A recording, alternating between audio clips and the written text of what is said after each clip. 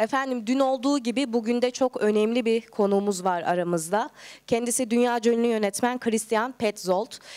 Kısaca kendisinden, başarılarından ve filmlerinden bahsetmek isterim izninizle. Dünyaca ünlü yönetmen Christian Petzold 1960 yılında Almanya'da doğdu. Berlin Freie Üniversitesi'nde Almanca ve tiyatro öğrenimini ve sonrasında Berlin Alman Film ve Televizyon Akademisi'nde film öğrenimi gördü. Film öğrenimi sırasında Harun Faruki ve Helmut Bitomski gibi yönetmenlerin filmlerinde yönetmen yardımcılığı yaptı kendisi. Petzold'un filmleri 21. yüzyıl Berlin Okulu, film hareketinin bir parçasıdır aslında. İlk yönetmen koltuğunda oturduğu filmi ve ilk uzun metrajlı filmi ise yapımı 2000 yılına ait olan İçinde Olduğum Durum adlı film olmakla birlikte aslında burada Harun Faruki ile ilk ortak çalışmasında görmüş oluyoruz kendisinin. Petzold kariyerine içinde bulunduğum durum, Hayaletler ve Yella filmlerinden oluşan Hayaletler üçlemesiyle başladı. 2008 yapımı Jericho filmi 65. Venedik Uluslararası Film Festivali'nde yarıştı ve yarışmada aday gösterildi. Petzold 2009'da Alman Film Ödülü'ne layık görülmüş ve en iyi yönetmen adaylığını almıştır. 2012 yapımı olan Barbara filmiyle 62. Berlin Uluslararası Film Festivali'nde en iyi yönetmen dalında Gümüş Ayı ödülünü kazandı. Genel olarak Petzold'un filmleri ise İş ve istihdam konularını ele alırken aynı zamanda yaşam ve ölüm arasındaki çatışmaları da ele almıştır. Yönetmenin diğer filmleri ise Kızıl Gökyüzü, Undine, Başka Sinema, Transit, Yüzündeki Sırdır. Moderatörümüz Sayın Doktor Öğretim Üyesi İren Dicle Aytaç ise Hacettepe Üniversitesi Felsefe bölümü mezunudur. Gazi Üniversitesi'nde yüksek lisansını Marshall Plan filmleri 1948-1953 Türkiye örneği teziyle, doktorasını ise Yeşilçam'ın kriz yılları 1970-1980 başlıklı çalışmasıyla tamamlamıştır. 2012'den beri Kocaeli Üniversitesi'nde öğretim görevlisi olarak çalışmaktadır. Sinema sosyolojisi, Türk sineması ve politik sinema üzerinde çalışmalar yapmaktadır. Sözü moderatörümüz, doktor öğretim üyesi Sayın Dicle Aytaç'a veriyorum. Çok teşekkür ederim. Dear guests, esteemed participants, and of course, Mr. Petzold, welcome to this special session of the Cinema and Philosophy Symposium. It is an honor and a great privilege to host you all and to engage in a conversation with one of the most influential filmmakers in contemporary European cinema. It's wonderful to have you here, Mr. Petzold. Thank you very much. Your works stand as extraordinary examples of cinematic artistry that blend philosophical depth and aesthetic brilliance. Thank you very much for being here with us. Welcome again. Merhaba. I'm also glad to be here for 1 hour with you together. I must apologize myself. My English is a little bit poor. When I have read all these questions you have sent me, they're so intellectual, yeah, that I have to use the Oxford Dictionary to make a translation out of it.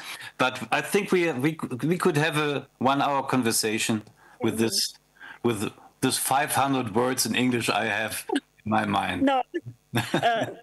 I'm sure your English is better than mine. So no. Yours is great. I can hear that. No, we will make it. We will make it. I'm sure.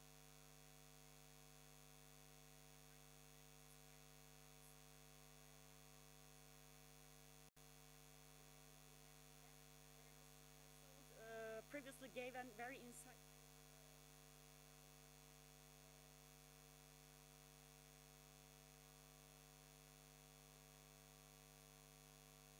Sorry, I also have another microphone for the audience. Thank you. I guess the sound is okay, right? Thank you. Thank you very much. Our journal had another interview with Mr. Petzold. The interview was conducted by Professor Dr. Serdar Öztürk and Dr. Eda Arısoy. If you are interested in that, you could find it on our YouTube channel, and also you can read it on our 14th issue. And now we will aim to build upon that foundation we will try to explore new aspects of Mr. Petzold's philosophy and creative vision. So, with my Oxford English, of course not, of course not, but in fact, three concepts, as I told you before, Mr. Petzold, three main concepts come to my mind when I think about your cinema. These are fluidity, transitivity, and transformation. These three concepts are very important for me to understand your cinema. First of all, I mentioned fluidity and transitivity because I think your films constantly play with boundaries. You generally transverse genres. You go from comedy to drama, for example. Also, you always broaden the limits of narrative, and you integrate some areas as reality and fantasy, which generally positioned as opposites, but you always blend them together. So my first question is, could this approach be considered as a method to explore and extend the boundaries of cinema itself? My best friend, who died 2014, was Harun Farocki, and I have written mostly all scripts I have written together with him. Yeah? And he's an essayist, a documentarist, and we both together, we always think about a dialectic thing. I give you an example. I was 6 weeks ago, I stayed for 3 weeks in Mersin in Turkey. Yeah? And you know, the coast between Silifke and Mersin is one house, one big skyscraper after another. It's a region in Turkey without any infrastructure. There is this long road, the D400. You know, one car after another is passing the coast, and so it's very ugly there. Yeah, but there are millions of people are living there. So if Harun and I would make a movie, which is based in this era, we always think first about the architecture and the social structure, and then we thought about dramatic things. For example, when I stayed there 6 weeks ago, I thought when I would have to write down a script for a feature movie, I would make a movie about an architect guy who's living there, and he has to, and his problems are problems with the black money, which the Russian money and so on, and also the refugees. And I must say, half an hour ago, I was on the street here in Berlin, and so many people from Syria now are on the streets with the flags of Syria. They are very happy. But in the time I was there in Mersin, there were many, many refugees from Syria living there. Yeah? So you have a political situation, and when you want to make a movie out of it, I would make a movie about the people who has to create there something, who have to work there something. So always we have this transformation thing. We have someone who's fighting for better houses, and we have people who want to live in better houses, and we have the capitalistic structures there. Yeah? And so in this energy which is there, you can find drama. This is the thing we always have done. I hope this answer is okay. You understand this English? Okay. It's not Oxford English, I'm sorry. Yeah. Perfect. Thank you very much. Yeah. Yeah.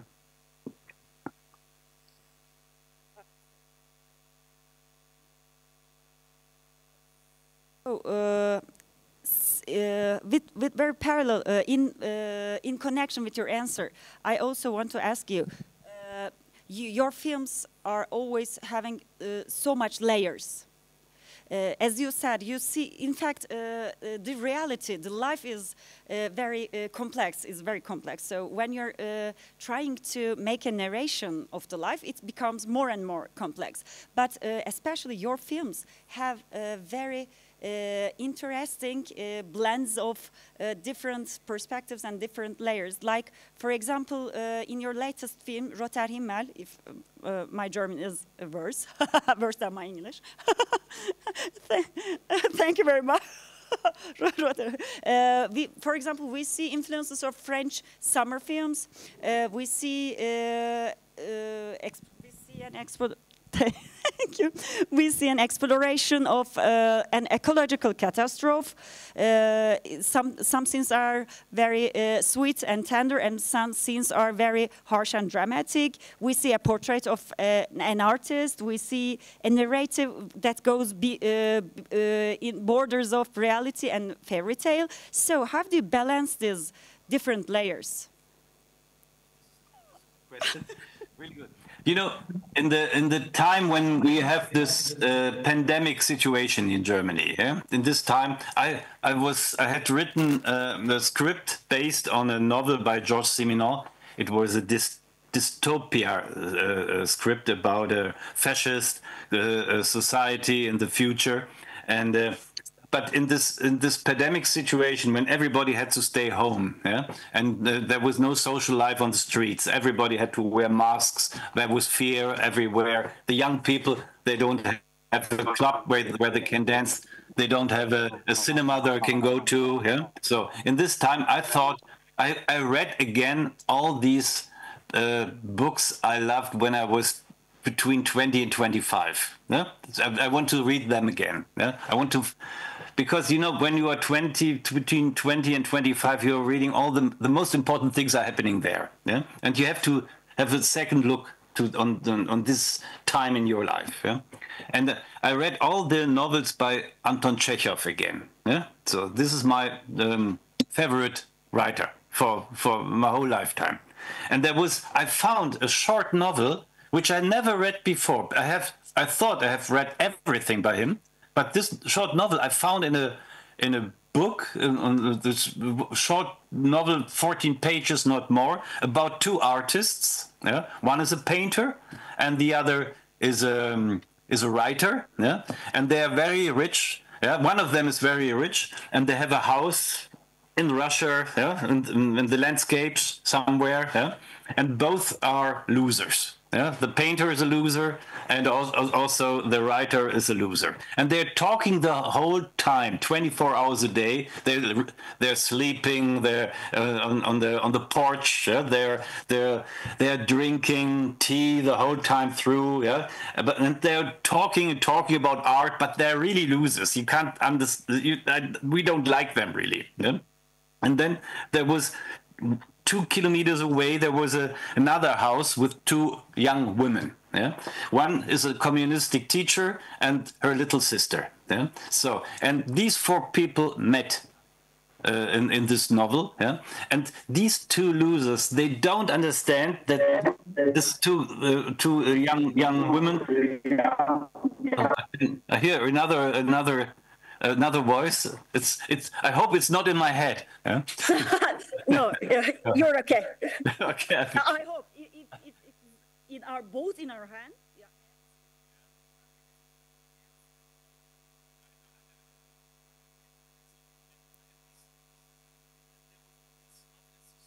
About the summer of these four persons and about this artist losers.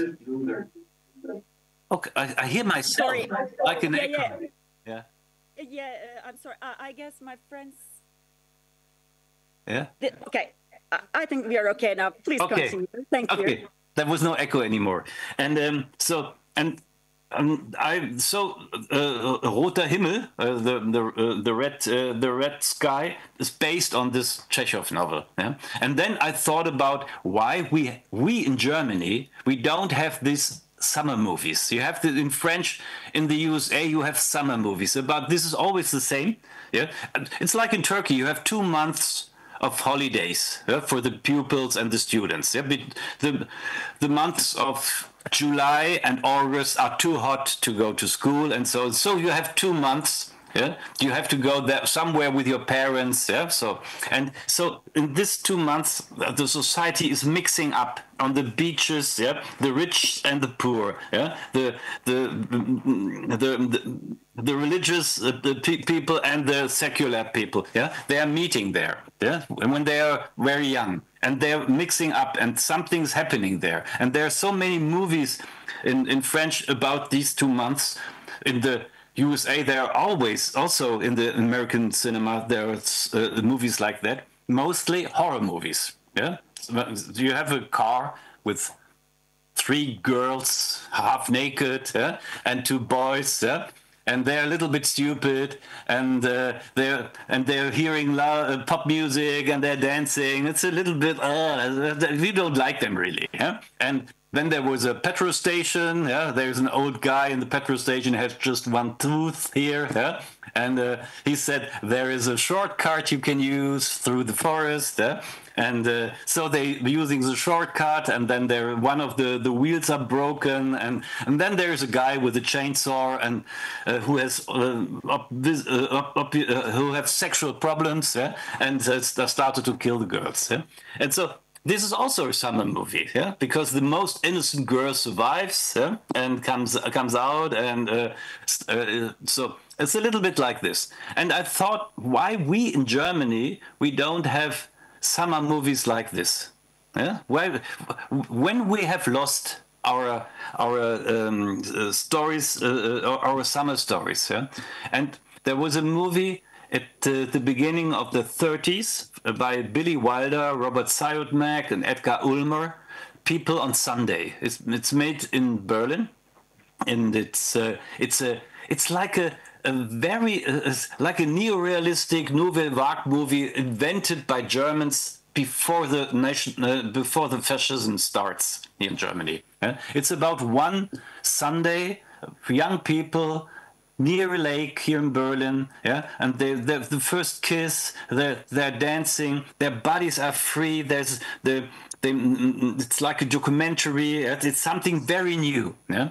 And this movie is very, very important in our memories. But it was totally destroyed by the German fascism. And all these directors of the movie, they went to Hollywood. Billy Wilder went to Hollywood, Edgar Ulmer went to Hollywood, Robert Siodmak went to Hollywood, and so they make most of them makes their dark movies, yeah? The film noir, yeah? Billy Wilder, Sunset Boulevard, yeah? Robert Siodmak, all these murder movies, always in the night. But this summer, this bright light, this innocent bodies, this laughing was gone. Yeah? And I think it's something to do with our German history that we lost this summer because of the fascism in Germany. This was my reflection during the pandemic about. And so I start to think about to make a summer movie which reminds us a little bit to this movie from 1932, People on Sunday. Oh, that's very interesting because it's also, I guess, thank you. Sorry. So, in fact, this is also very important for me and my next question, because I also think that all your films are profoundly political. They never say something very directly political. They never fall in didacticism. They are not didactic. They are not openly political.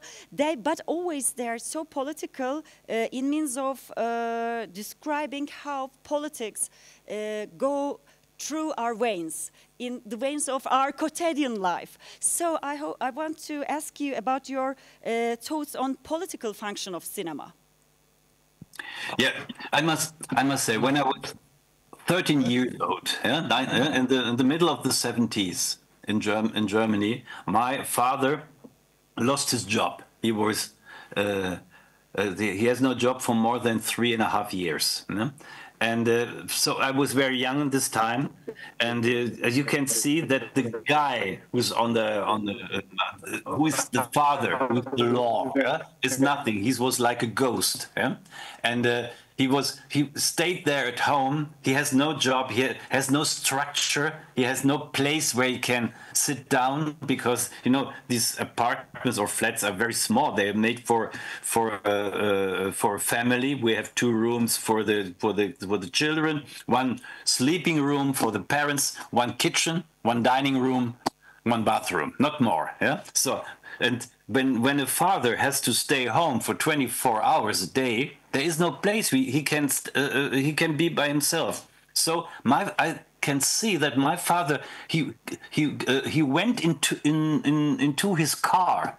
Yeah, he sat the whole day in his car and he is hearing that jazz music, drinking alcohol, no raki, cognac, yeah, and he's smoking cigarettes, yeah, the whole day. And for me, he was like a ghost, yeah, a phantom, yeah. And so I talked with Harun Farocki about work and identity and to be a ghost, yeah. And then we thought about cinema, and we thought that in the movies we love so much, American movies, French movies, yeah. There are so many people who are a little bit like a ghost. Yeah, you can see, for example, John Wayne in The Searchers. Yeah, he came back from the Civil War. Yeah, and there is no place for him in the society. Yeah, you can see a woman, yeah, whose husband is going away with a younger woman, yeah, a younger girl, and so she stay alone and she's feeling like a ghost. Yeah, you see people who lost their job. Yeah, now they start to rob a bank. Yeah, for example, all these people they try to be human beings again. They want to materialize again. They want to have an identity. When you are on a party, I don't know if the parties in Ankara are like the parties in Berlin, but when you are in a party and you have smoke or you have a beer or a glass of wine and you stay there in the kitchen, and you have a small conversation with someone you have never met before. One of the first questions is, what is your job? What's your profession? What are you doing? Yeah, you have to say something. You have to say, I'm working there, I'm writing this, or I'm painting that. Yeah, so, and I'm studying. So, but if you say, I'm out of anything, I have no job. Yeah, I have to live at the place of my parents, for example. You have no identity. Nobody wants to be with you at this party. Yeah. So for me, political things are a little bit has to do with this dialectic situation. You have to work to have an identity. Yeah. And if you have, but the work is going away everywhere. Yeah. The industrial work is going away. For example, the movie The Deer Hunter by Cimino. Yeah. You see workers who are working in the steel mill, yeah, where at the beginning you see so hard work in the steel mill, yeah? And then you see them drinking and playing billiard and singing songs, yeah, but you can feel that this industrial work is vanishing. It's going, yeah? It's going to China. It's going somewhere. Nobody has a job, yeah? So they have to go to war. Yeah? The Vietnam War is something to put their energy into a war which is destroying their life. Yeah? And when they come back, there is no place for them anymore. They are ghosts, yeah? But they want to be human beings again. And this is, for me, political cinema. It's not a cinema by a political subject. It's something which is happening to the people. To the relationship from people. What is happening? You can always tell the same love story. Yeah? A love story 1923 in Ankara, a love story 1931 in Istanbul, a love story 1942 in Izmir is totally different. Yeah? But you can use the same script, yeah? But it's a totally different relationship. And this is, for me, history and political situation. Thank you very much. You made wonderful points, very important points for me. And also, I want to ask you about, you said generally people become ghosts and trying to become human again. Then they become ghosts maybe and become human again, etc., etc. This is about, in fact, transformation. And transformation is a very important concept, very fundamental point in your cinema. And in fact, also you say cinema is about transformation in an interview. So I think your characters, you illuminate characters changing their selves. They're transforming through the films. but also they clarify the human condition itself. Not only individual stories, but human conditions itself. Your characters are very important portrayals of politics, ethics, human stories, etc., etc. So could you elaborate on your process for creating such profound characters? Yes, it's the last 3 weeks I had to stay in an editing suite because we are make the montage of a new movie, yeah? And so I'm thinking about myself. You know, when the editing is something where you can see all your mistakes, all the things you like, yeah. It's something.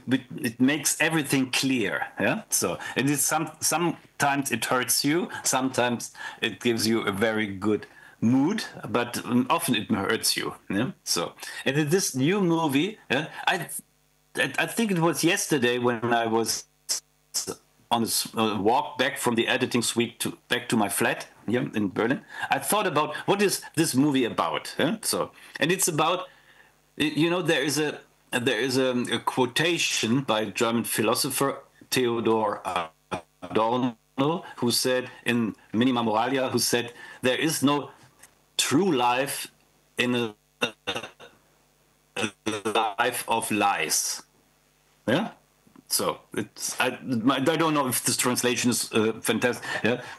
Es gibt kein richtiges Leben im Falschen. There is no true life in a lying atmosphere. Yeah, that's not possible. Yeah, if you don't love someone really, yeah, the marriage would be a tragedy. Yeah, you can work on it. You can work, but so. And I think sometimes there is a true feeling in wrong and in wrong relationships. Yeah? In this movie, it's about a family who lost their daughter by suicide, yeah? And they've found a young woman, yeah? And they make her to a new daughter. And this young woman, she doesn't know this. She thought that all these feelings and all these emotions are true. Yeah? But they are not true because she's a substitute. Yeah? But then for 1, 2, 3 days, yeah, they love this wrong love is real. Yeah? She is glad and happy, and this family too. Yeah? For these 3 days are the 3 days of the movie. Yeah? And so I think this is something. I think it's also political. Yeah? Can you be happy in something which is totally untrue? Is it possible to build up? So there's a fantastic quotation by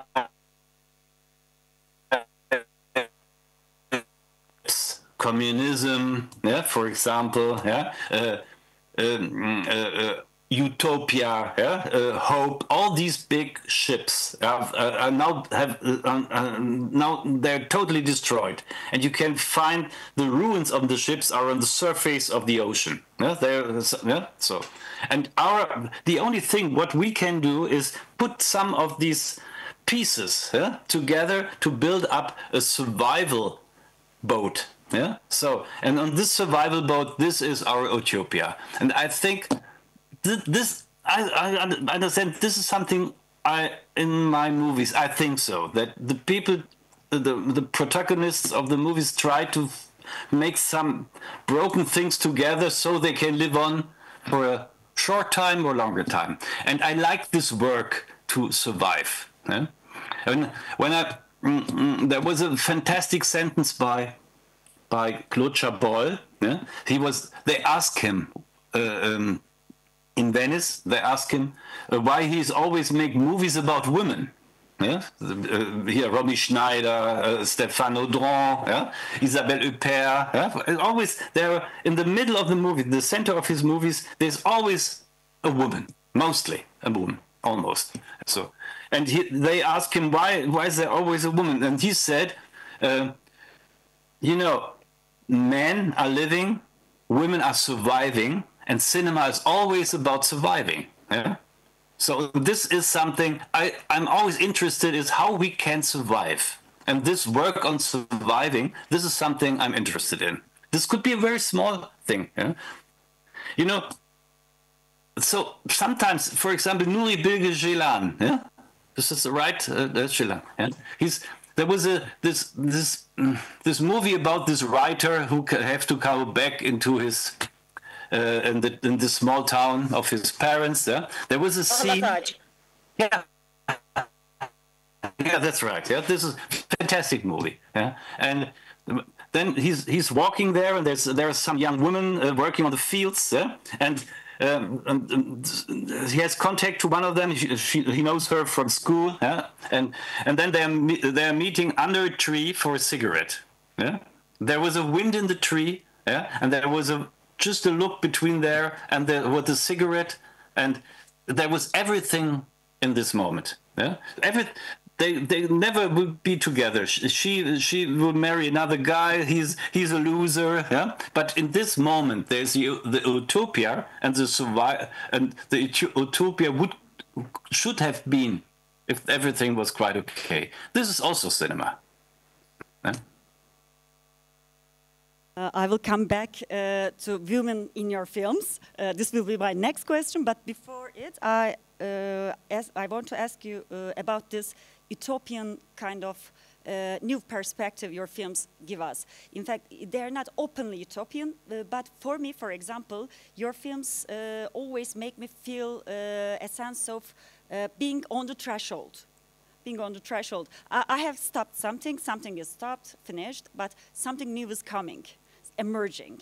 They're always hopeful, but not very silly kind of hopeful, naive kind of hopeful. They're always hopeful, but in a way of transformation. But also demands me as the spectator, your films demands me to change my perspective, to survive, but to survive not in a way of animalistic kind of survival. Survive, ethically survive.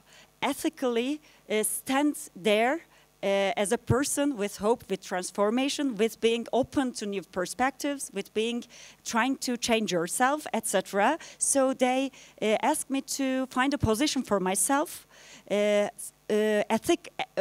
survival position, but ethically survival position, trying to understand the world in a new way.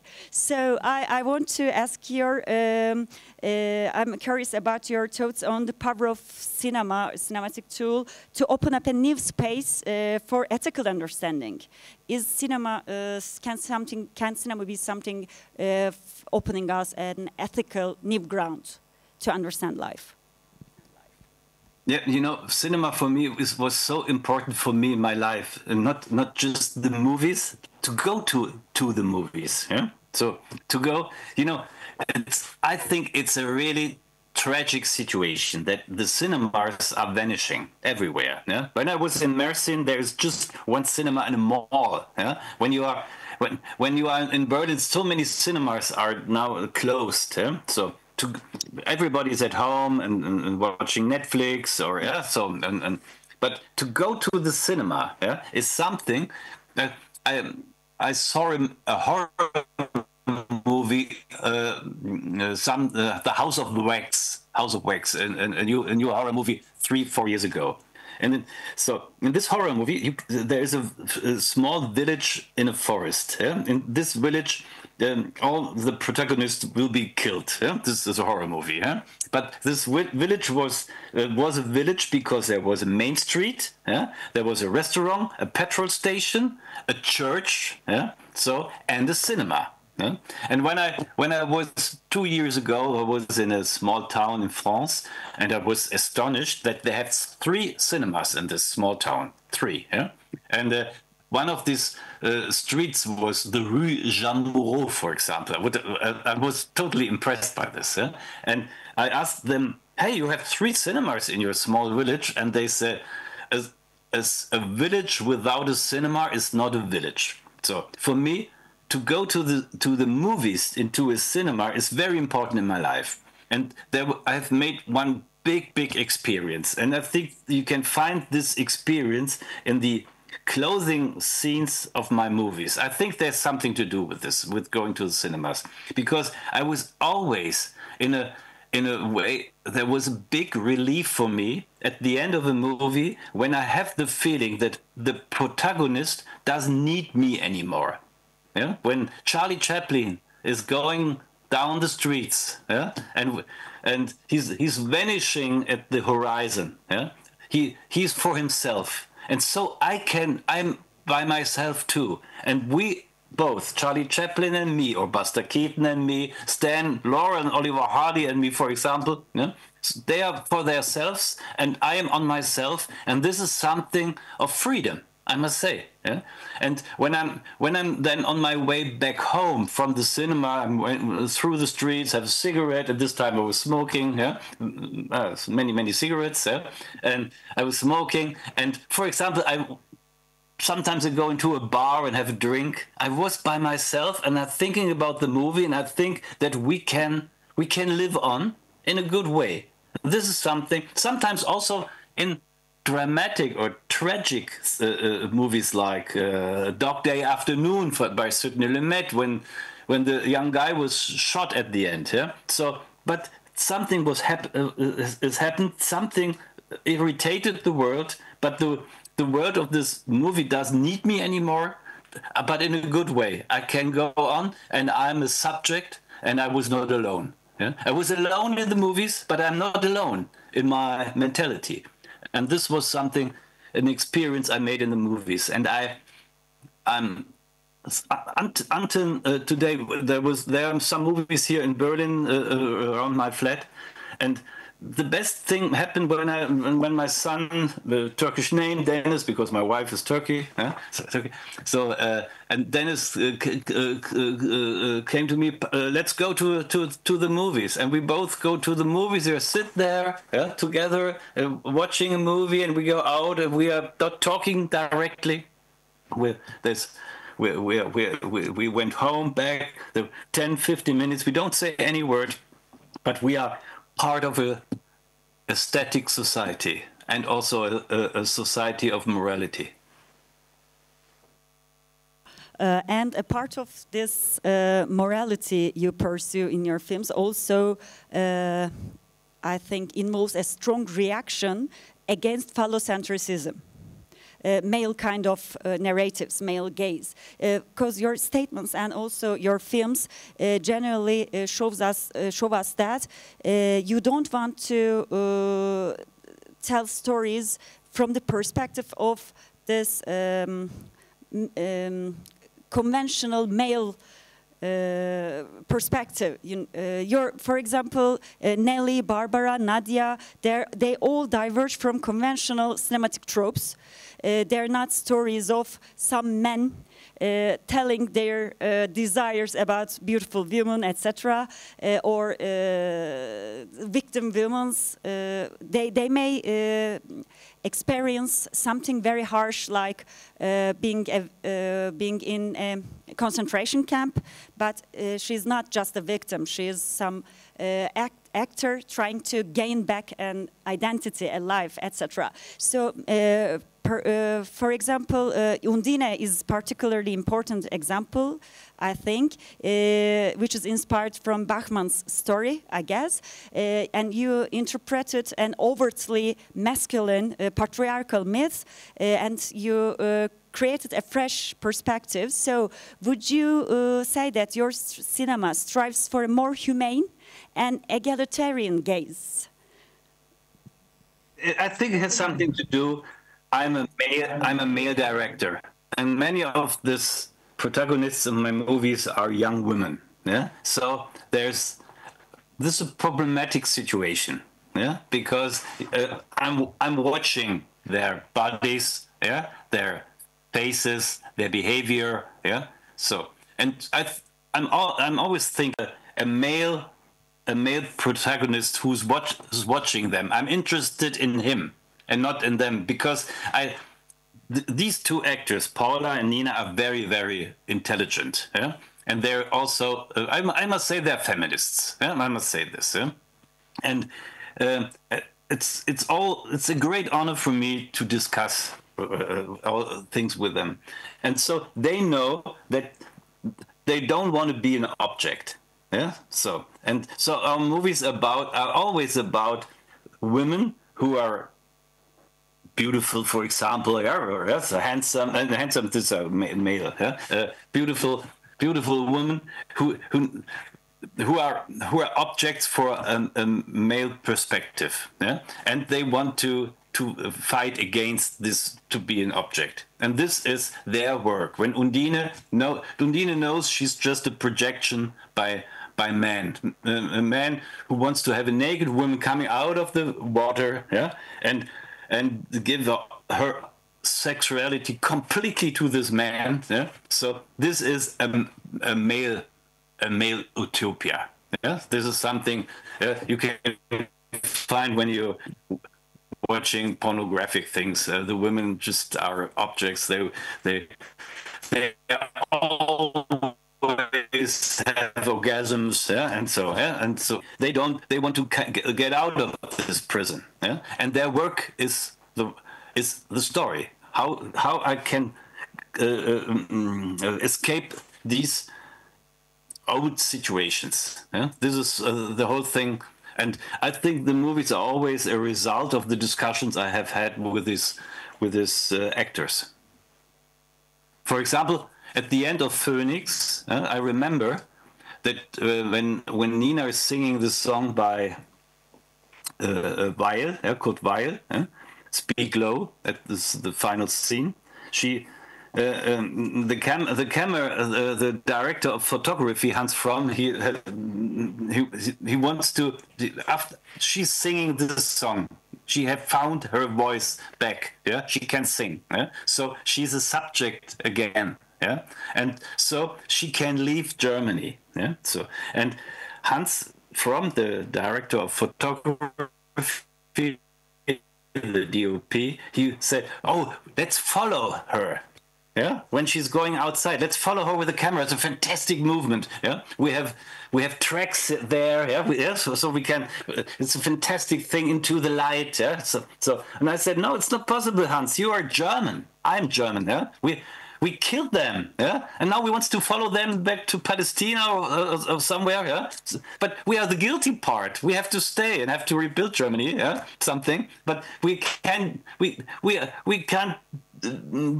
be on the other side. That's not possible. Yeah? So she's going away. We have to stay, and this is the end of the movie. So we have to work. She has to work. She's by herself, and we had to be by ourselves too. Yeah? The point where Nelle doesn't need any one of us anymore. I think your aesthetic choices and cinematography are both ethically and morally very strong, and also they are profound and pure. Aesthetically very profound and very pure. I find them very inspiring also. I have so many questions in my mind, but I guess our listeners, our audiences also have questions. So I guess I can take one or two questions from our listeners. If they don't voluntarily give no, they are not volunteered to give their time to me. So they have a question. I will take one question from them. Just a minute, please. Okay. Yeah. Öncelikle Sayın Petzold merhaba. Just a minute. I guess I will try to translate the question for you. Türkçe Okay. soracağım. Ha? Nasıl isterseniz İngilizce? Yok, Türkçe soracağım. Yok, İngilizce soracaksınız. Fark etmez. Nasıl istiyorsanız Sercan Hocam. Tamam. Öncelikle bu Sinefilozofi ailesine sayın yönetmeni bizle bir araya getirdiği ve bu değerli söyleşi için teşekkür ederim. Thank you for the interview to both us and you. genelde yönetmenler incelikle ve özenle yerleştirdikleri filmlerine göstergelerin çok seyirciler tarafından sorulmasını, sorgulanmasını ve kurcalanmasını sevmezler. I will try to translate. Generally, directors don't like to get questions from the spectators about the signs and signs, metaphors, etc. That they subtly and profoundly very hidden in their films. They don't like to get questions about them, but. Madem sinefilozofidayız ve felsefe aracılığıyla bir anlam arayışındayız, o yüzden bunu sormak mecburiyetinde hissediyorum. But we are searching meaning altogether here, so I'm going to ask that. Kızıl Gökyüzü filminde in Roter Himmel, görünmeyen, Petzold'un kendi tercihiyle görünmeyen bir yangın var. There is a fire that is not visible because of your choice. You don't want it to be seen by us. Sadece bu yangının sonuçlarını görüyoruz. We only see the results of the fire. Thank you very much. Ve bu yangının sonuçlarından payını alanlar, yani hedef tahtasında olanlar, göçmenler, queer bireyler ve hayvanlar oldu. Filmde bunlar özellikle tercih edilmiş. The subjects who get their share in a bad way, in a bad way from the fire are queer individuals, animals and refugees in the film. Benim kendi çıkarımım burada yangının özellikle Almanya'da, ülkemizde ve bütün dünyada yükselen yeni sağ ve aşırı sağ olduğu. Çünkü onların da hayvanları, queer bireyleri ve göçmenleri hedef tahtasına aldığı için. I think that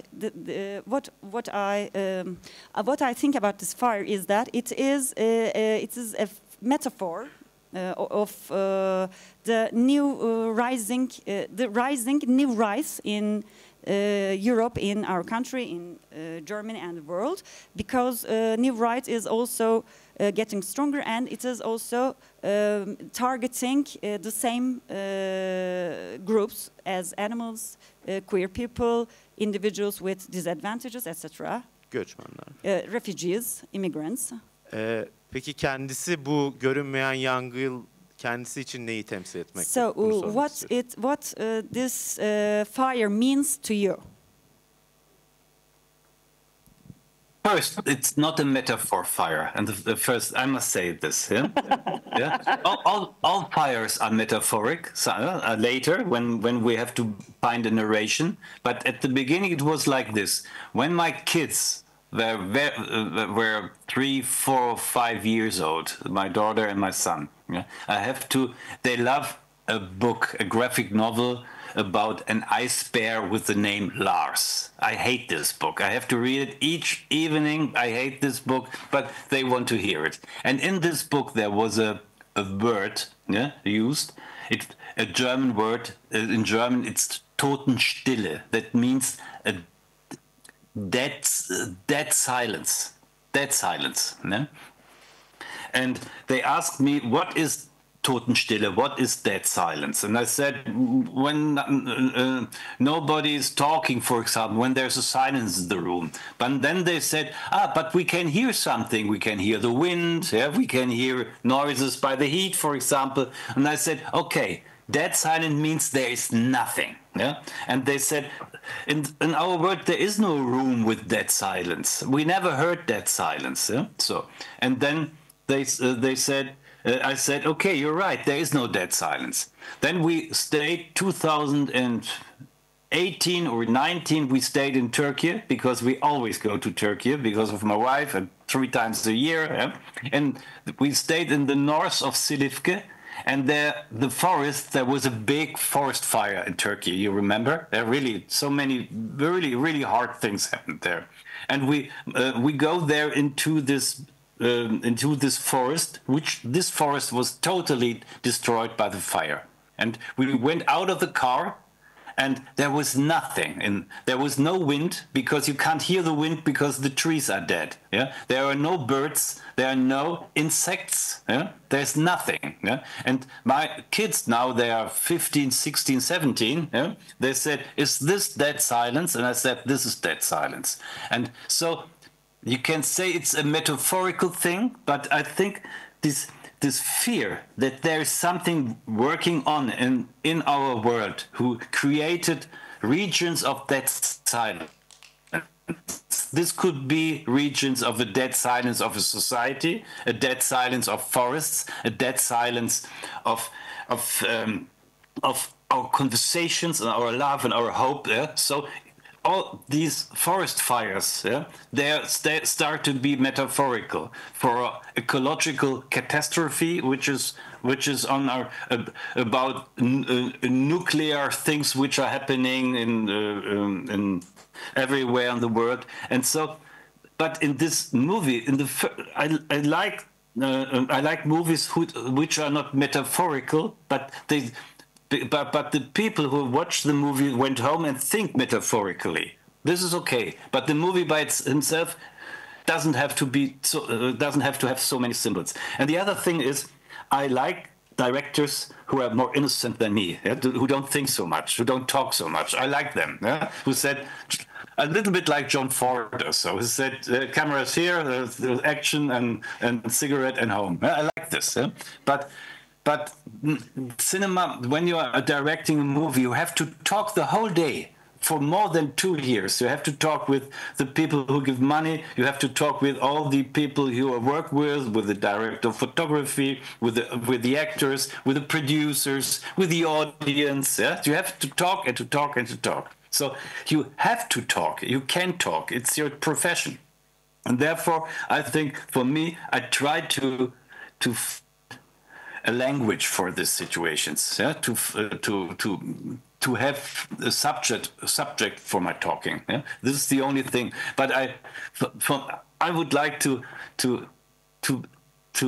have a dead silence in my head sometimes, I must say. Yeah? Thank you very much. I have a question here. Mikhail Boz asked a question from here. So from our audiences, he is asking a question about the principle of hope for you. What is the principle of hope that cinema expresses and offers today? What does the director's cinema tell us about this? I'm asking especially through Ernst Bloch's concept of the principle of hope. This is another question from the audience. Yeah, you are philosophers there in Ankara. Yeah?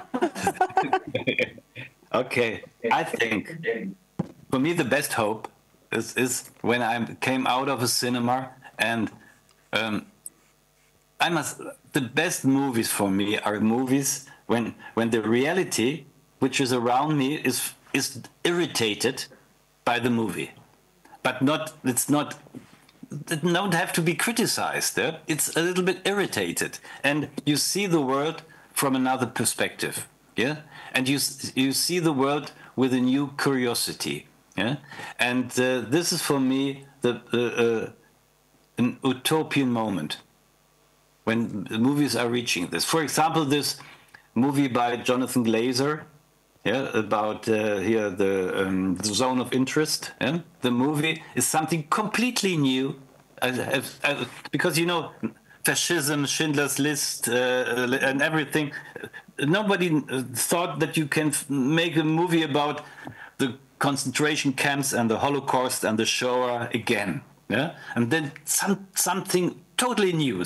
There's a garden. There is a typical German family which is living there, and these are he is the leader of the concentration camp, a killer, and his wife, a woman without any emphatic feelings for the world, yeah? Just for their own children and for the garden.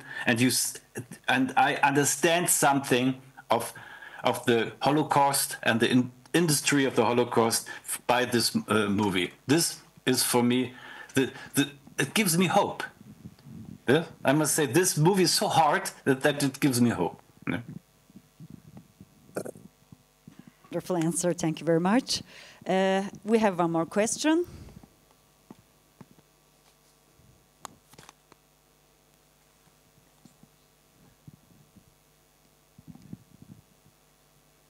Hello. So my question is, first of all, German expressionism and New German cinema is my favorite. I would wanna say that first. And my favorite director is Fassbinder. His works often serve as a critic of post-war Germany, and his stories always about the alienated and power dynamics between them and at the capitalist structure. So how has German expressionism influenced you and your approach as a German director? I want to know. Thank you.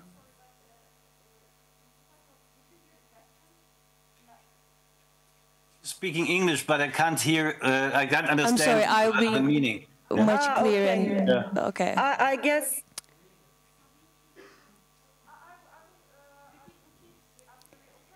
Okay. Yeah. I think like German expressionism affected Europe cinema in the best way, and I want to know his stories is also has influence on very much of what we have now in the cinema. So how this has influenced you and your approach as a German director? Okay, I understand. Hi. So, Okay, that's Thank great. you. yeah, when I was young, 16, 17 years old, and I started to go to the movies, to the cinema, yeah, in this town in West Germany near the river Rhine, yeah. When there are two German directors, yeah. On one side, this was Wim Wenders, and on the other side, it was Fassbinder, yeah. And later, I thought about they are so important for me for my whole life. These experience I have with these two German directors. And for me, Wim Wenders was a movie maker whose desire was based on American movies.